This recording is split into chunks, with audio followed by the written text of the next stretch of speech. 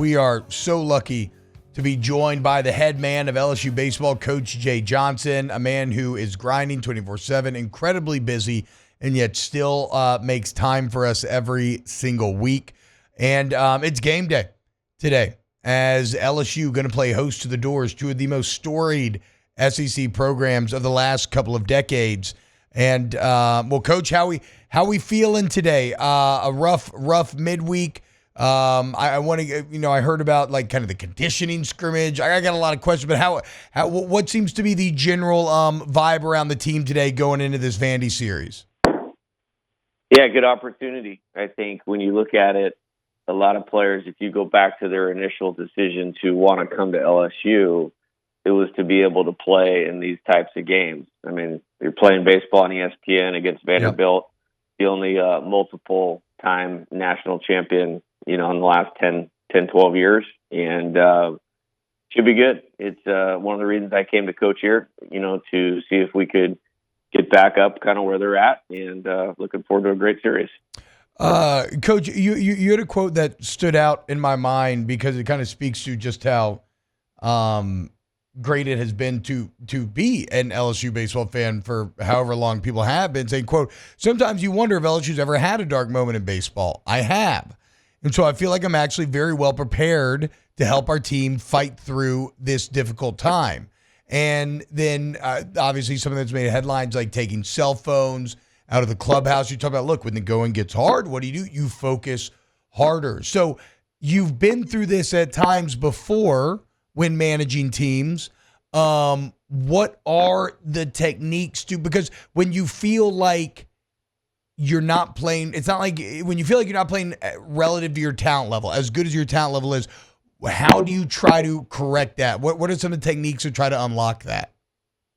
Yeah, I think simplifying first and foremost, understanding why the wins or losses happen, and when we've been good, why have we been good, and really try to blueprint everything we're doing towards that, and really not make it about anything but baseball. But every team is different, and you have different challenges on every team. And so we had good practices the last couple of days with what I would call elevated focus, and we're going to continue to do that, for the foreseeable future. Hopefully it's after 3 wins this weekend, but we won't be changing, how we're going to operate with this team for the foreseeable future. And it's really, I don't look at it as like punishment type things. I look at it as like, okay, what's necessary to get what's the best out of them and give us a chance. And frankly, the stretch we're in is not inconceivable to be where we're at with the quality of players we're playing against, the quality of programs we're playing against. But we have to elevate what we're doing, to be the very best, because that's what we're here to do. One of the other conversations that's kind of been swirling, and I know you've been asked about a lot, is leadership, right? And obviously last year, I know you've talked about it plenty, but probably the best peer group of leadership, like those championship teams, you talk about being player-led and whatnot. It's tough to ever replicate something like that. But if when you find yourself in a position where maybe you're thinking like, God, we got to get more in that regard, are there ways to manufacture leadership? Well, I'm always working on it, and I think it's something that's super important. A lot of young people will say like they want to lead by example. Well, leading by example is nothing. That means you're just doing what you're supposed to be doing, and that's what's like. About that. and that's what's required for being in our program. And there's a growing stage of baseball for a lot of our players. They don't grow up in a situation where baseball is a team game anymore. The recruiting circuit is very individualized. And when you go watch and evaluate players, it's honestly like a swimming and diving meet where a pitcher's thrown to a hitter and a bunch of, people are just standing out there. There's basically a one-on-one competition and not much else going on. So it's a steep learning curve. And so we've dealt with some of that. And that's not even just with the new players. That's with even some of these returning players that won a national championship that have been pushed up into roles that they've never been in before, whether that's on the field or and as you say, in a leadership position, we got guys that are trying.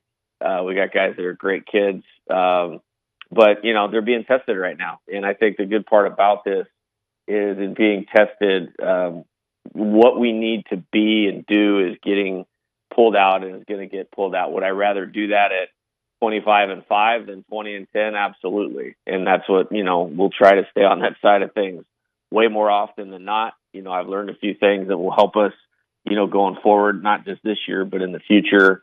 And I'm excited about that. And really just trying to simplify it to, hey, we're playing Vanderbilt on Thursday night at the Box. Yeah. Like, strap it on. Let's prepare well as a staff. Let's make sure the players are in the best frame of mind that they could be. Let's train well, batting practice going into the game, and let it rip. And that's what these guys need to be able to do.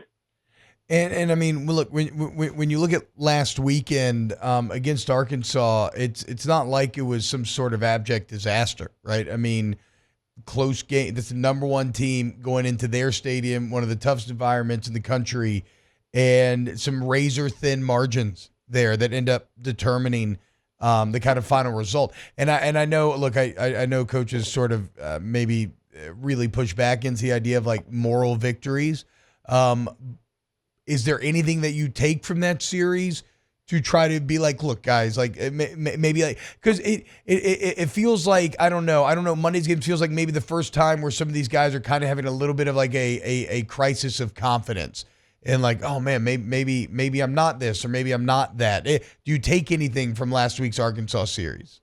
Yeah, I do. I think when you look at Monday, it was not good. I mean, that's one of the worst games I've ever been a part of. And, there was some learning in that for me of how to deal and handle with this team. Like, they're not going to have any say in terms of how we prepare or what we do. If I could go back, I would have practiced on Easter Sunday. Mm-hmm. And, we didn't, because I thought coming off of a hard-fought series, like a day of rest would do our team well. It did not do our team well. It was not a good performance. Now, moving forward and looking back at the weekend at Arkansas, I do think there were some positives. We are the reigning national champions. We have the 7 over the history.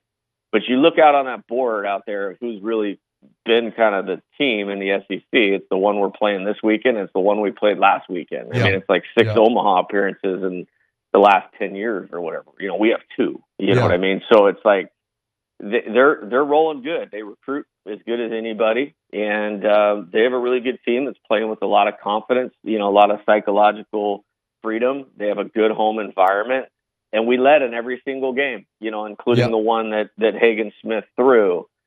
We need to be better at playing complementary baseball. So what that means is, when we were able to get those leads, is there's that one more at bat that pushes it forward a little bit more, that puts more pressure on their team to score. And then when we do that, does the pitcher come out and throw the 0? Or when the pitcher has to grind a tough inning, gets us off the field with a 0, but maybe had to use 22 to 25 pitches to do it, the offense can't come up there and go 3 up, 3 down on 9 pitches. Yeah. And that, like in the second game, that's what happened with Luke Holman. It's like we have a 2-0 lead. We get that big hit by Josh Pearson.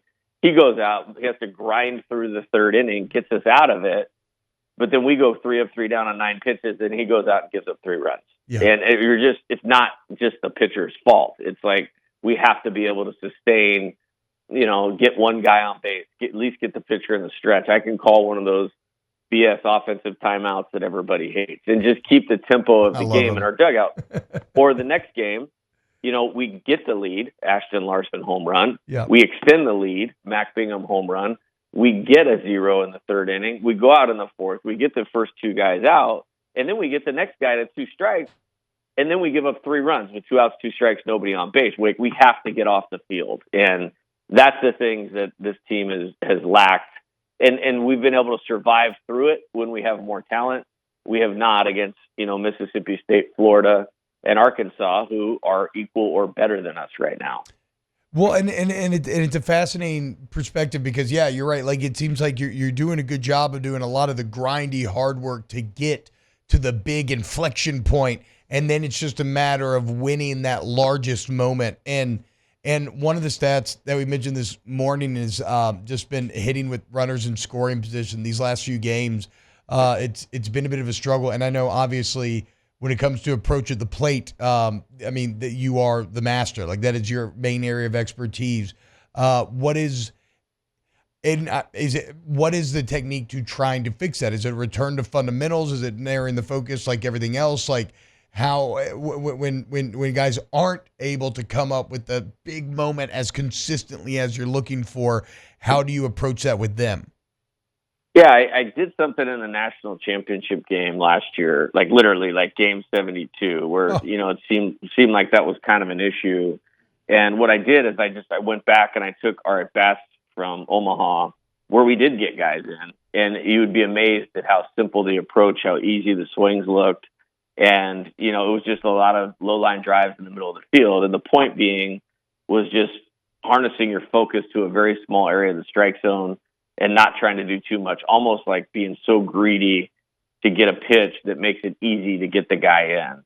And that night was a clinic with runners in scoring position. So I think it comes down to something really, really simple of not trying to do too much. And we have a little bit of struggle on this team with that, and that's something I got to get reined in.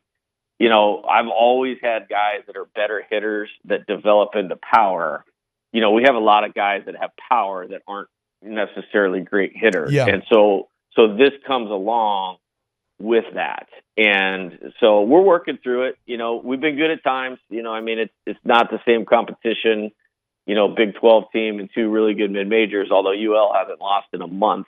But in Texas, we were really good. It was a clinic. So it's in there. This team's capable of doing it.